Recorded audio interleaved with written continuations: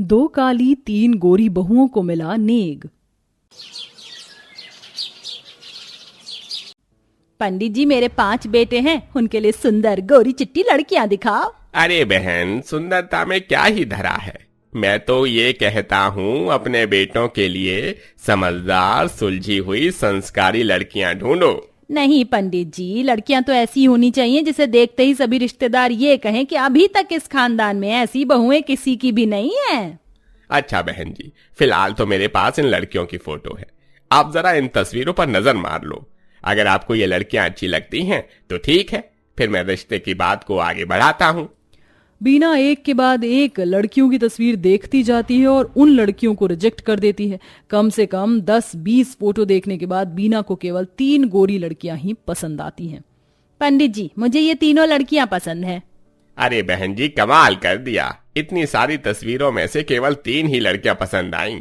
बाकी के 2 बेटों के लिए भी देख लो, कोई तो अच्छी मिल ही जाएगी। उनके लिए जब लड़कियां मिलेंगी तो उनकी शादी कर दूंगी। फिलहाल तो आप इन तीनों लड़कियों के माता पिता से मेरे बड़े बेटों के लिए बात कीजिए। पंडित बीना की बात मानकर तस्वीर लेता और वहां से अपना झोला उठाकर चला जाता है।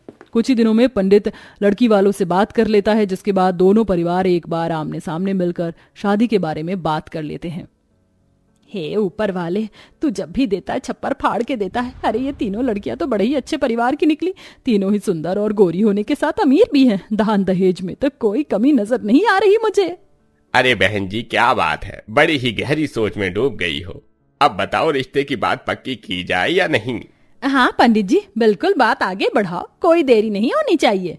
बीना के कहने पर पंडित बातों को आगे बढ़ाते हुए शादी की तारीख निकाल देता है, जिसके बाद वह सभी शादी की तैयारियों में लग जाते हैं। मेरी गोरी बहुओं के ऊपर ये महंगी महंगी साड़ियां बहुत खूबसूरत लगेंगी और अब मुझे उनके नेक के लिए अलग से कपड़े ले लेने चाहिए। भैया और दिखाओ कुछ बढ़िया सा, जिसे देखते ही मेरा दिल खुश हो जाए। ये लो बहन जी, लेटेस्ट डिजाइन है ये, सब साड़ी से लेकर लहंगा। बीना कुछ शॉपिंग घर पर करती है तो कुछ बाजार जाकर करती है। इसी के चलते शादी का समय आ जाता है, जहां उसके तीनों बड़े बेटे कमरे में तैयार हो रहे होते हैं। क्या बात है भैया, आप तो बहुत सुंदर नजर आ रहे हो। आपको तो लड़कियां मिल गईं, अब हमारा नंबर कब आने वाला है? भाभी के आने के बाद आपको माँ से हमारी शादी की भी बात करनी है। मुकुल अपने भाई के सिर पर प्यार से मारते हुए कहता है, अभी इतना छोटा सा है और इसको शादी की पड़ी है, पहले थोड़ा बड़ा तो हो जा मेरे भाई। चलो अब चलते हैं, नहीं तो माँ गुस्सा हो जाएगी। हाँ चलो चलते हैं। तीनों बड़े बेटे घोड़ी पर चढ़ जाते हैं। बीना अपने बेटों को घोड़ी पर देखकर बहुत खुश होती है।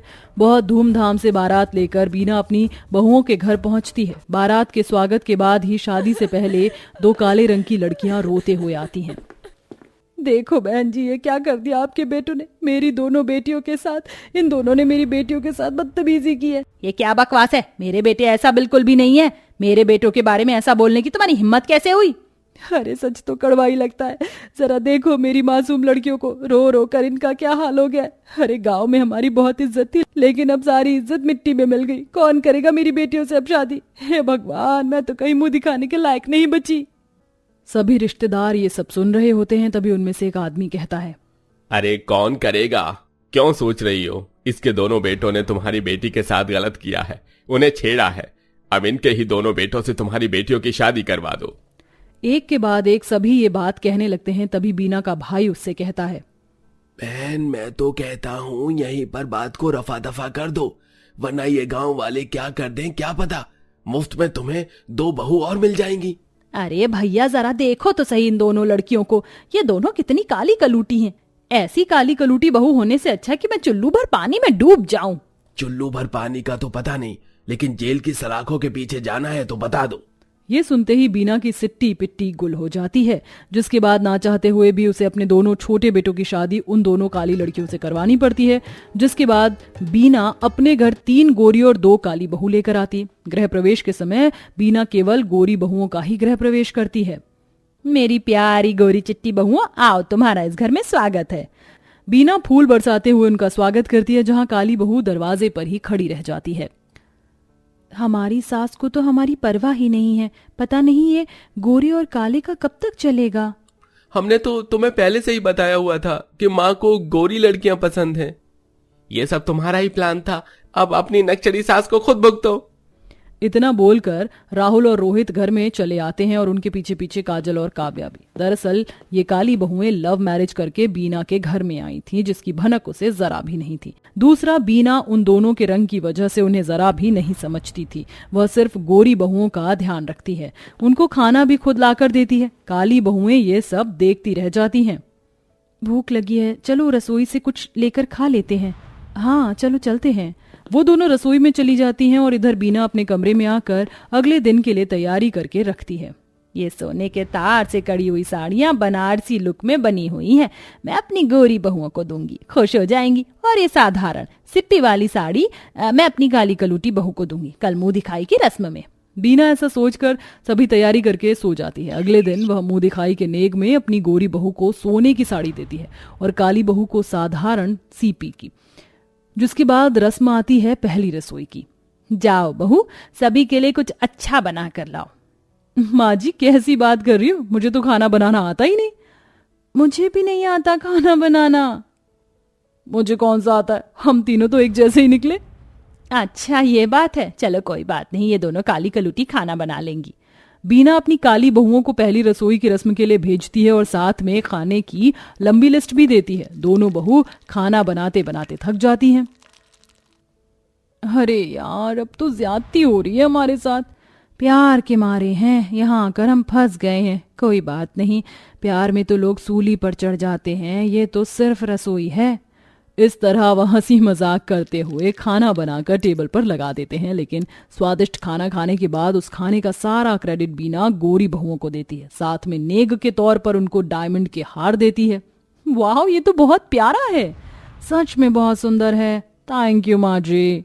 ये सब देखकर काजल को गुस्सा आता है और वह काव्या के कान में कहती है, बस अब बहुत हुआ, मुझसे बर्दाश्त नहीं हो रहा है। सबर करो, सबर का फल मीठा होता है। तो क्या हुआ, हमें कोई नेग नहीं मिला, हमने खाना तो स्वादिष्ट बनाया है ना।